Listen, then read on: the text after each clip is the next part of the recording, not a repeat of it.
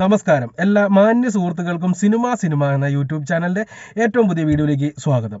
ഞാൻ ഇന്ന് നിങ്ങൾക്ക് മുമ്പിൽ വന്നിരിക്കുന്ന സലാർ എന്ന് പറയുന്ന സിനിമയുടെ ബോക്സ് ഓഫീസ് കണക്കുകൾ നിങ്ങളുമായിട്ട് പങ്കുവെക്കാൻ വേണ്ടിയാണ്. സലാർ എന്ന് പറയുന്ന സിനിമ കേരളത്തിൽ ഉൾപ്പെടെ വലിയ കാര്യമായിട്ട് തന്നെ വേൾഡ് വൈഡ് റിലീസിംഗ് നടന്നിരുന്നു ഇന്നലെ. എന്നാൽ കേരളത്തിൽ നിന്ന് സമ്മിശ്ര പ്രതികരണമാണ് കേൾക്കുന്നത്. അത് പലരും അതിനെ ഡീഗ്രേഡ് ചെയ്യാൻ ശ്രമിക്കുന്നതാണോ എന്നുള്ളത് അറിയത്തില്ല. എന്തിനേലും സലാറിന് എനിക്ക് പടം കണ്ടപ്പോൾ എനിക്ക് ഭയങ്കരമായിട്ട് ഇഷ്ടപ്പെട്ടു. ഒരല്പം ലാഗ് ഫസ്റ്റ് ഹാഫിൽ കാണിക്കുന്നുണ്ട് എന്നുള്ളത് ഒഴിച്ച് നിർത്തിയാൽ ബാക്കി എല്ലാം കൊണ്ട് ഞാൻ പെർഫെക്റ്റ് ആണ് ആ സിനിമ. ഒരു ആക്ഷൻ ആരാധകർക്ക് ഏതൊരു സമയത്തും എടുത്ത് കാണാവുന്ന ഒരു സിനിമ തന്നെയാണ് സലാർ എന്ന് വേണമെങ്കിൽ പറയാം. പടം കാണാത്തവർ പോയി കാണാനും ശ്രമിക്കുക. സലാർ നല്ല സിനിമയാണ്. എന്നാൽ കേരളത്തിൽ മാത്രമാണ് ഈ ഒരു സമ്മിശ്ര പ്രതികരണം കിട്ടിയത് എന്നുള്ളത് ഇവിടെ എടുത്തു പറയേണ്ടതാണ്. ഹിന്ദിയിൽ നിന്നെല്ലാം ഭീകരമായിട്ടുള്ള റെസ്പോൺസാണ് കിട്ടുന്നത്. തമിഴ്, തെലുങ്ക്, കന്നഡ എല്ലാ ഭാഗത്തു നിന്നും ഒരേ സ്വരത്തിൽ പറയുന്നു പടം സൂപ്പർ ഹിറ്റിലേക്ക് പോകുമെന്നുള്ളൊരു കാര്യം.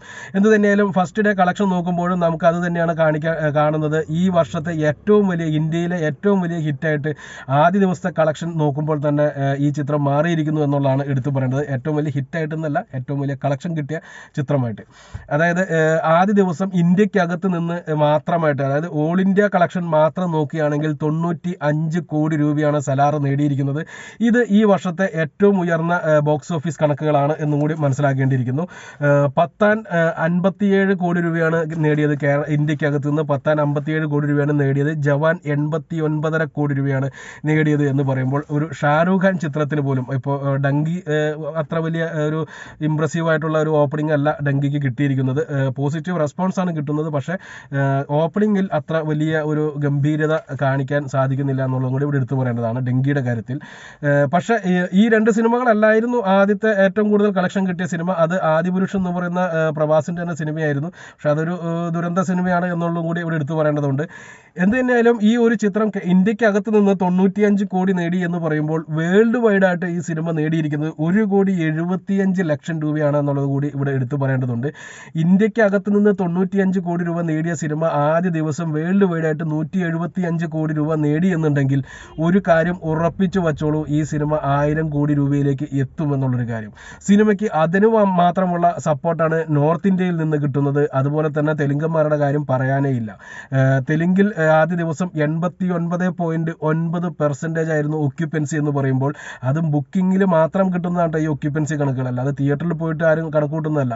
ഈ ഒക്യുപ്പൻസി 89.9 എന്ന് പറയുന്നത് തന്നെ ആ സിനിമ ഒരു എന്താ പറയുക, ഒരു തിയേറ്ററിലും ഒരു ടിക്കറ്റും കിട്ടിയിട്ടുണ്ടാവില്ല. അതിനും മാത്രമുള്ള തിരക്കായിരിക്കും തിയേറ്ററുകളിൽ എന്നുള്ളത് തന്നെ വേണം മനസ്സിലാക്കാൻ.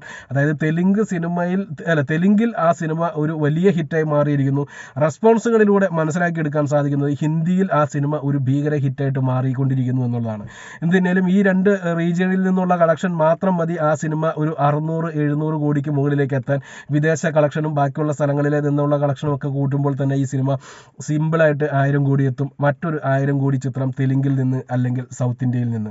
നമുക്കും അഭിമാനിക്കാം. ഈ സിനിമ 1000 കോടിയിലേക്ക് എത്തുകയാണെന്നുണ്ടെങ്കിൽ ആദ്യമായിട്ടായിരിക്കും ഒരു മലയാള താരം തുല്യ പ്രാധാന്യം എന്ന് തന്നെ നമുക്ക് വിളിക്കാവുന്ന ഒരു റോളിൽ അഭിനയിച്ച ചിത്രത്തിന് 1000 കോടി കിട്ടുന്നത്.